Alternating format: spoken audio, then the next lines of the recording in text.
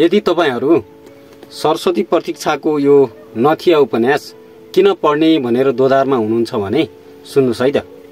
यस उपन्यासले थारू समुदायकी महिलाहरूले भोग्नु परेको सामाजिक अन्यायको चित्रण गर्छ।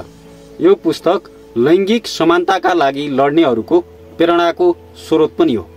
यस पुस्तकले थारू समुदायको रहनसहन, परम्परा, सङ्घर्ष र संस्कृतिलाई बुझ्नको लागि पनि सहयोग गर्छ। यस पुस्तकमा भएका पात्रहरूको पीडा, सङ्घर्ष र समाज परिवर्तनको कथाले पाठकहरूको मनलाई गहिरोसँग छुन्छ। सँगै यो उपन्यास नेपाली साहित्यको एक उत्कृष्ट कृति पनि हो।